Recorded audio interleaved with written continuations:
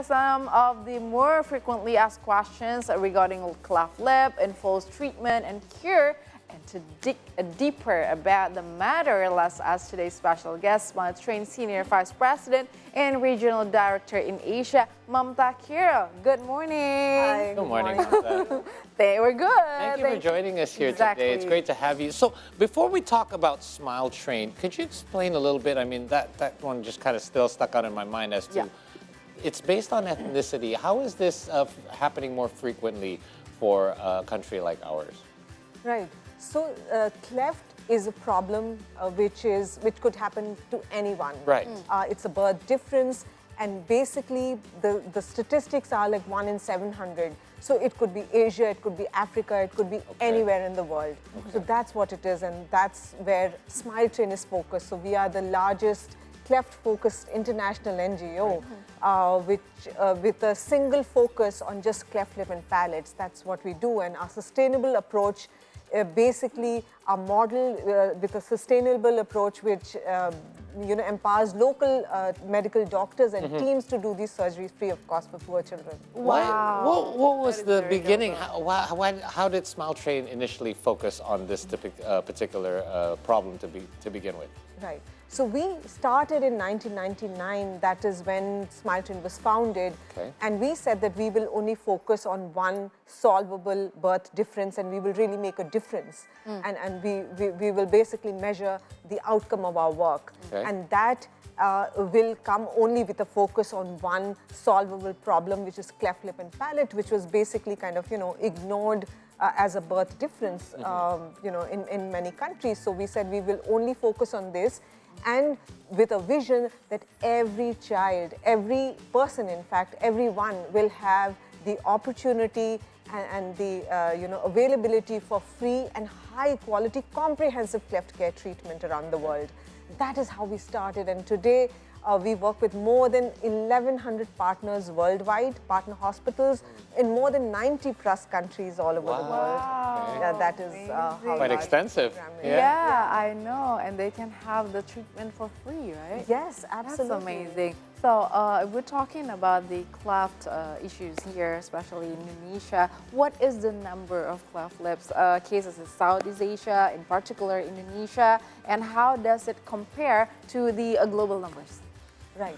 So the numbers are basically standard, which you can say that, the global statistics is like 1 in 700 when we look at this. But when we talk about a country like Indonesia, about 8,500 children are born with cleft every year. So those are the kind of numbers. And when you look at all countries in Southeast Asia, which is, Philippines, Thailand, Myanmar, Vietnam, the entire Southeast Asia, the numbers would be similar. It would be like 8,000 to 9,000 children being born with a cleft every year in these countries. Now, a lot of us, what I know about cleft lip is obviously it's something that's physical, but can there be consequences of this condition being neglected, and what's the worst that can happen? Right. So when we look at a cleft, we see only the physical difference. We notice that there's a gap in the cleft lip or the palate when you open the child's mouth. But there are far-reaching consequences which goes beyond just the physicality. Yes, physical, the child, right from the very beginning, I think the first challenge is nutrition. Because when the palate is open, how does the child get that milk? And the first nutrition that the child gets from the mother. So feeding, breastfeeding and normal feeding for a baby born with a cleft is the first challenge when he comes out in the world. Right. And when the child is born. What about that? First thing you have to learn is to make a seal, and they're unable to do that. Yeah, and they're unable to do it like you and I. I mean, we don't even realize that we're so blessed because we are able to kind of eat and drink properly and normally, but the children with clefts have the first challenge of feeding. And then there's challenge of, speaking, even breathing is a challenge because, all the nasal passage is open and there's, related infections and the related issues with that. So eating, speaking, breathing, these are, basic human functions that all of us do as normal people. But with a cleft, when you have a cleft, it's really compounded and it's really bad. And then when, the child grows up and decides when others in the family and other children look at, a child with a difference, they treat the child differently. True. And, the children are unable to go to school and therefore lead very isolated lives. So there is a far-reaching effects on the psychosocial makeup of a child, and the development obviously is kind of challenged because of that. Good point. Yeah. I never thought about the breastfeeding process, because yes, that is. But logically, it makes so much sense. Exactly. Now I know. Now I more understand why we have to be very concerned about this situation. And thanks to the organization, for sure, to support and provide the treatment for the kids who have trouble with the cleft. So, can you explain more to us about Smile Train's cleft lips and palate support? And as you mentioned, it's free of charge, right? Yes, absolutely. So, Smile Train sustainable models empowers local doctors to give the comprehensive cleft care treatment in their own communities. So, unlike other charities worldwide, we do not fly in medical missions to any countries to do these surgeries free of cost for children, because the cleft treatment is from birth to adulthood. Yeah. And therefore, the interventions are required at regular intervals when children can come back for speech therapy, for orthodontics, for nutrition, and all of these different verticals or sections, as you call, of cleft care are provided absolutely free of cost by Smile Train. And therefore, the basic idea is not just 1 or 2 surgeries, it's like the complete comprehensive cleft care treatment which Smile Train provides. So the elements are like surgery, orthodontics, nutrition, speech therapy, psychosocial support. So there's and dental support as well. So there's a complete bouquet of services which are delivered by the organization's local partner hospitals. Like we have more than 100 hospitals, treatment centers in Indonesia itself, in all of the 37 provinces. Yeah. So that is the scale and scope of our programs in Indonesia. So it covers, how long is that process usually? Our comprehensive care obviously involves a lot of things and handles a lot of the consequences of neglected cleft care or cleft lip. So how long does it actually take on average for somebody to go through this sort of care? Right. So it depends on the severity of the condition. Okay. There are various permutation combinations in, so to speak, when you talk about the medical condition like a cleft. But on an average, a child would require at least 3 to 4 interventions, which is surgeries. And it takes multiple surgeries. Multiple surgeries, because if there's a cleft lip and a palate as well, so the lip is done at a certain time, and after the lip is repaired, then the palate is repaired after 9 months. So there are, there are timings and there are steps as the tissues grow, as the child grows. So there are various stages of intervention. Okay. So it could take as long as that, and then depends on when the palate is done. There could be chances that the child may need to go through speech therapy to, because if the palate is open, then the speech is affected. And if the surgery is delayed, for example, then the child will need to go through the speech therapy.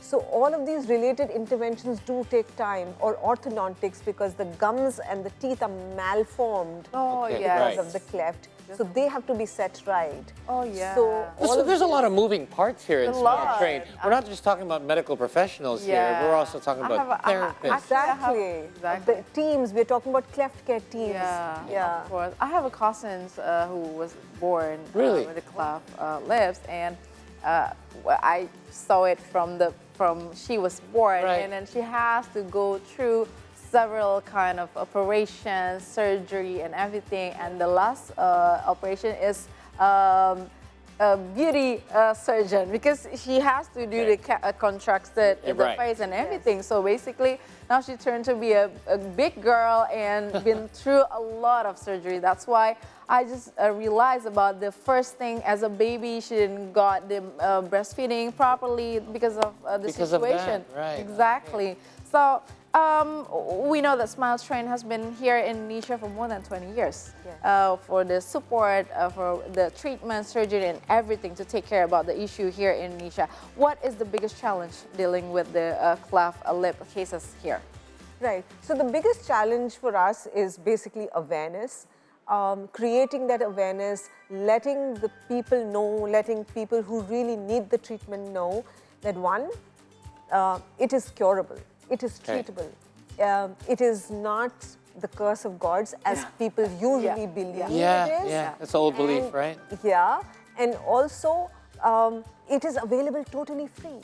So in the sections, in the the rural areas or the places where it's so difficult to reach, especially the little islands in Indonesia, that one, it is available. Two, that Smile Train is there at every step of their life in the cleft care treatment, right from arranging the transport for them to come to our partner hospital, till from that time to the end of the treatment.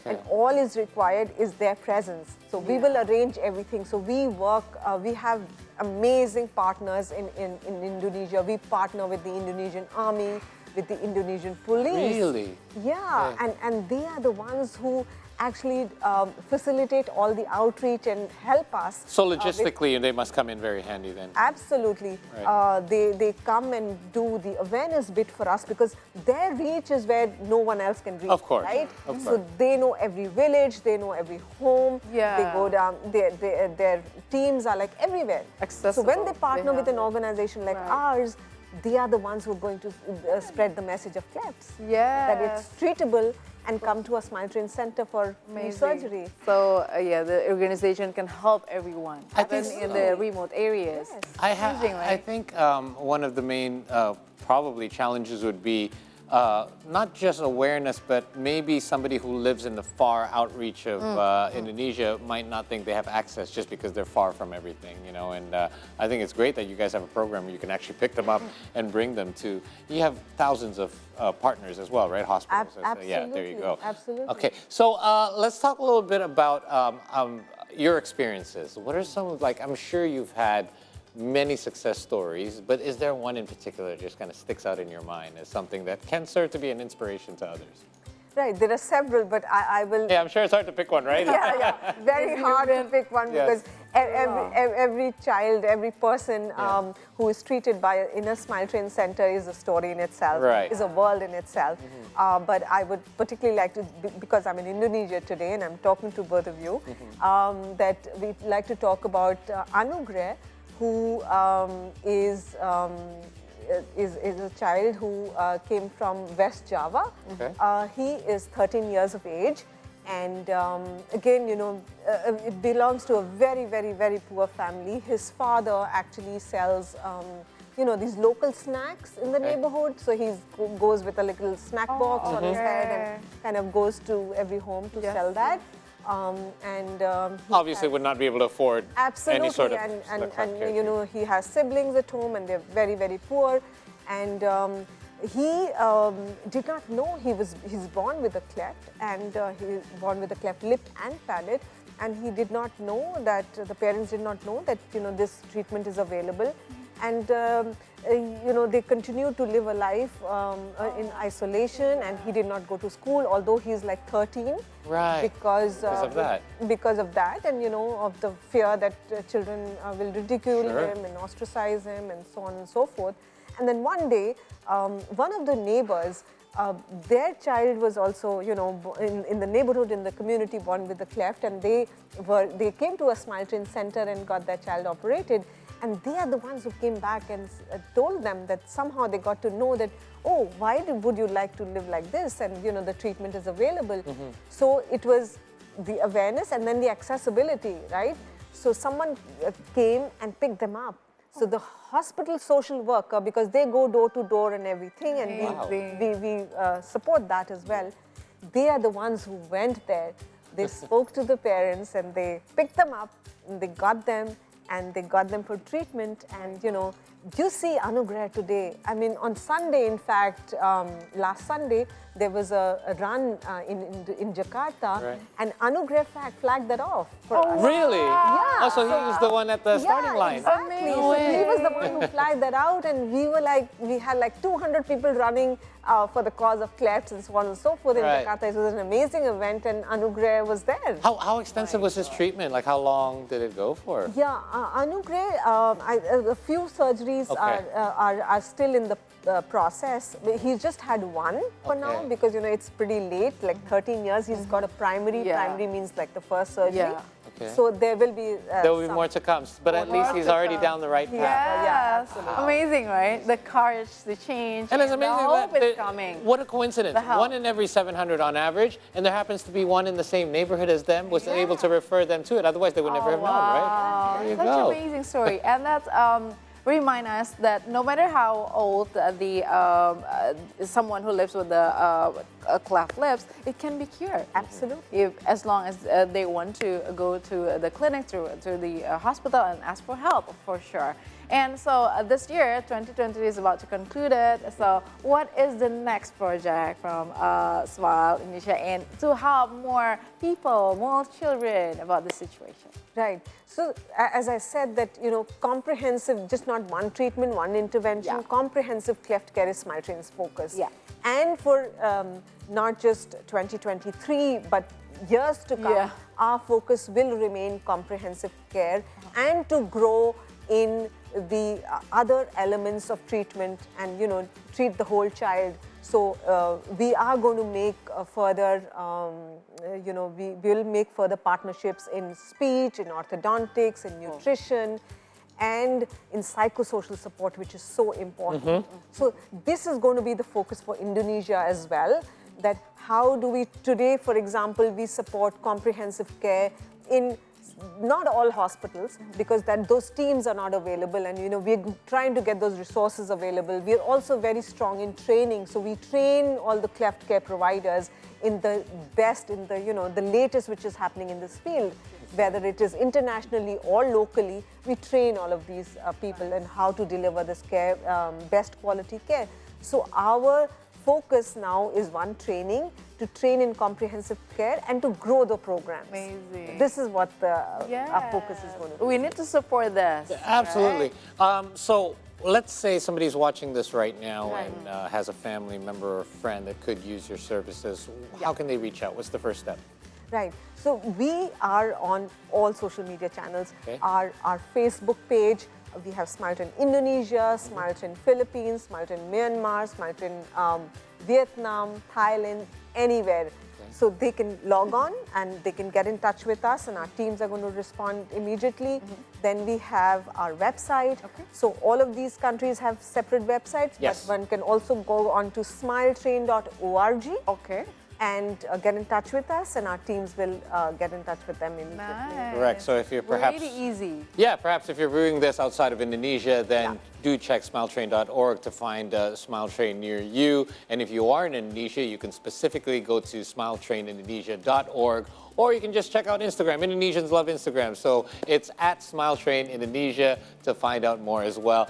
I, for one, I believe I speak on behalf of everyone to say thank you, because I mean, there's kids out there that never knew they had the opportunity to live a normal life like other children as well, and Smile Train is certainly giving them that opportunity, so we thank you for that. Thank you so much. Thank you for your time as you well. for sharing amazing stories, amazing things that you have done with the organization. Thank you so much. Thank you. And SEA is my favorite show, morning show. Oh, and thank you. I think you guys are doing a great job, because via you, we will be able to reach thousands and thousands of people We hope in so. Indonesia. And you're going to help us with Of awareness. course, of course. We have to work Thank you so together. much for calling us and Certainly. giving us the opportunity to talk to you. Thank you so much Our once pleasure. again. Our pleasure. All right. Let's go. We're going to take another break. I thought you were going to take us to break. I guess I'll do it. We got to go to break, guys. But speaking of social media, make sure you follow ours as well at See Today News. You can find us on Instagram, Twitter, and YouTube. We'll be right back after this.